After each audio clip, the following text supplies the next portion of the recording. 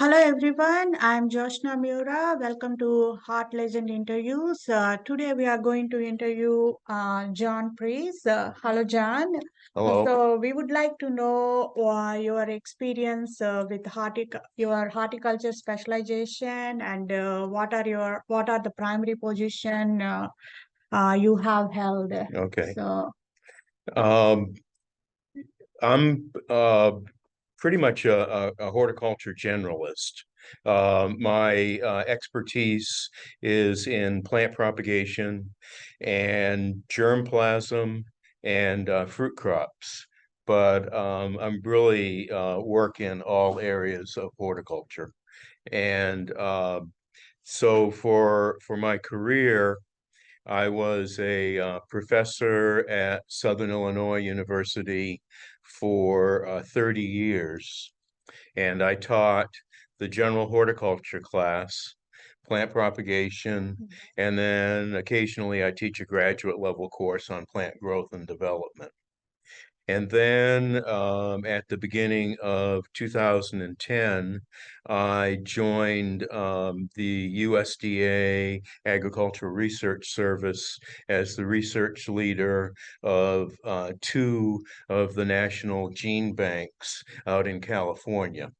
My main gene bank was the National Clonal Germplasm Repository in Davis, where we curate the collection of 14 fruit and nut crops. Most are native to the Mediterranean area because that's what grows well in California.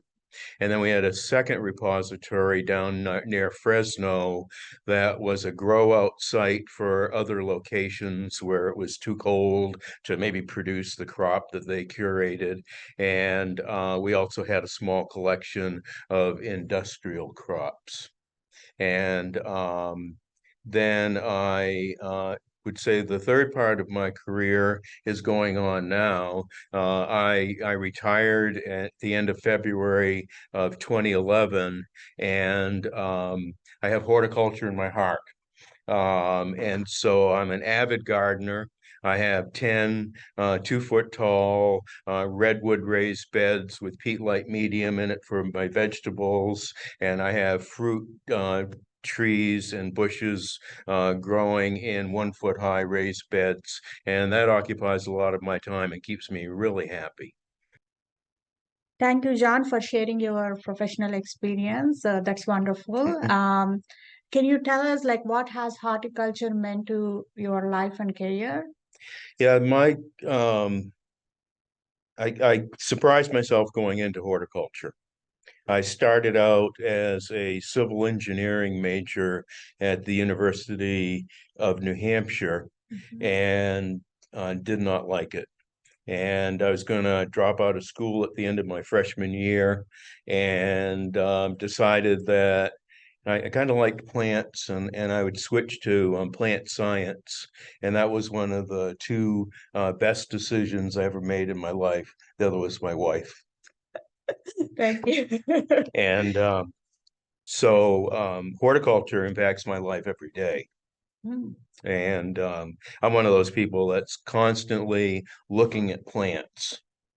If we're driving in the car, I'm looking at what's growing alongside of the road, whether it's native or cultivated. And if I'm walking, I'm looking at the plants, and they tell me a lot.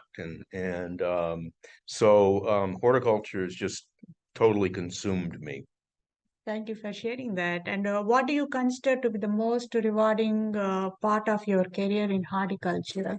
Um, I had since I had basically two careers, one as a professor and then one as a administrator and research scientist with the USDA. Each had very rewarding parts. Mhm. Um, I really like working with students. And the interactions with students in both jobs, because with USDA, I was affiliated with UC Davis, um, was probably the best part of my career. I also enjoyed the research aspects, and again, working with students on the research for propagation as well as evaluation of fruit crops. Yeah, thank you for sharing that. And how long have you been member of ASHS, and how has the society influenced your career? I joined ASHS in 1974, I believe. And so I've been to most of the meetings since then. It's influenced my career in many ways. One of the most important is networking, and it's allowed me to meet people and then re-meet them. And then they become friends, and then you're interacting with them, and you just don't get that kind of interaction without a conference of horticulturists. So I think that's a really important way that's influenced my career. ASHS honored me by giving me a clock because I was the outstanding undergraduate educator for 2006. And I have the clock where I look at it every day. So I think of ASHS every day. Oh, Yeah, great. Thank you for your sharing your yeah. experience with ASHS. That's great experience. So, and what advice can you offer to students or young professional in horticulture? Um, I mean, you worked a lot with students, yeah, I worked a but lot with students. I think that the students need to be aware that we each forge our own path, mm, that I did what I did, but nobody else ever did mm, or ever would. And students will pick their path. And I think what you need to do is pick a field in an area where you have passion. And for me, that was not engineering, it mm. was horticulture. Yeah, Then it's not work. You know, my daughters used to say, people hate going to work. And my wife would say, but not your dad, because I loved it.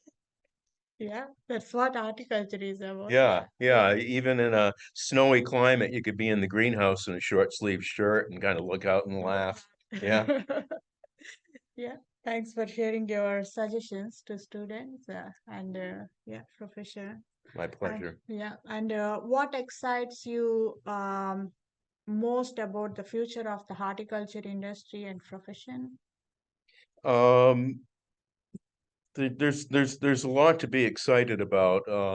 One thing I like seeing coming to the conferences and seeing the young people's contributions and going to the presentations, because most of those are made by graduate students. Yeah. And you can see how they're answering questions that we've had in the past and really shedding a lot of light on how and why things are the way they are in horticulture, which allows us to do a much better job growing our plants and be really good horticulture professionals. Yeah. Thank you for sharing your insights, John, and thanks for your time participating in ASHS HortLegend interviews, and appreciate your suggestions. And yeah, Yeah, it's nice to be in a career that follows you through your entire life and you love yeah, thank you. it.